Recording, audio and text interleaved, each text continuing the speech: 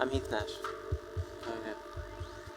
Um, Seems to be my most useful creative act, choosing boundaries within which to play. I studied fine art.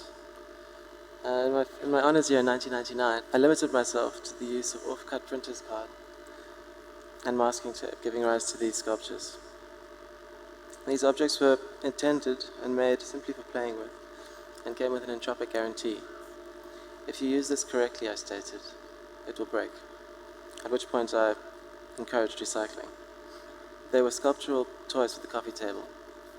Unstable structures, arrived at through a process of trial and error. Just gonna let the video run.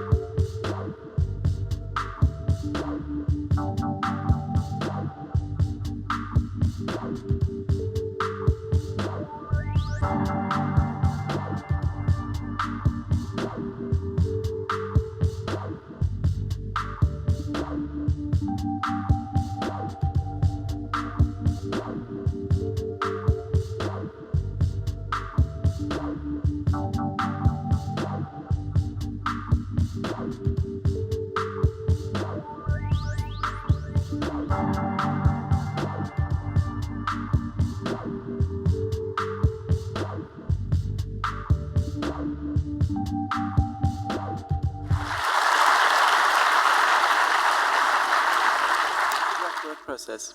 This the art of play, or trial and error, and the focus brought on by a restricted palette, as it were, has given rise to my general way of thinking and making over the past 6 or 7 years. I initially made these objects from polypropylene, using the paper skills I developed at university. I was working alone then, so I had to make things as simply as possible. Hence the move to die-cut plastic, which also washes better than paper. Then I showed this work you just saw at the first Design Indaba Expo in 2004, which was a major turning point, as it made clear to me, through contact with an international audience for the first time, the need then to really focus on what it is to be a South African designer. I was forced to examine the aesthetic vocabulary that I was using in relation to my immediate environment. The question of what makes a product South African was raised. I'd always thought that since I was African, anything I made was too. I finally saw then that I had to try and produce things that felt like this place, and literally spoke about it. The world outside was looking to us for something other than what they already had. And a new way of portraying ourselves as South Africans and Africans through our products was needed. So I started to limit myself again, but this time to the exploration of local craft materials and techniques. Materials like galvanized wire and the evocative rich texture of weaving and binding are employed in this range called strength in numbers, about how two wires, tightly bound together, are much stronger than one on its own, and about how many simple units, once joined together, can become something more complex and beautiful. We were a new democracy after all,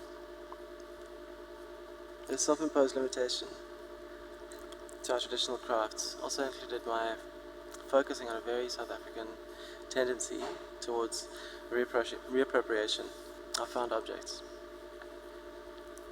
and other innovative ways of recycling waste.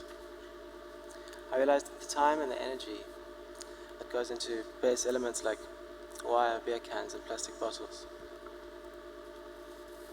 was the key ingredient to this African process of alchemical transformation, and through which the end product, ta-da, becomes something more than simply the sum of its parts.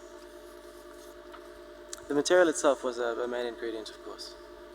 The different translucencies and thicknesses of plastic, and the variety of colors and textures that form the body of an old bottle were most seductive. I was enthralled. Another integral part of this work and this ideology is the fact that human hands are the main tools. Employment is quite a good thing. This extremely analog, time-intensive process is also very special. Instead of feeding plastic chips into a big machine or printing a three-dimensional object, in Africa we cut up bottles.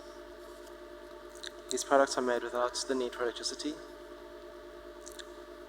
in their making, ultimately as if in someone's backyard. Each individual shape is hand-punched with a plastic mallet, then creased to give form to each flower.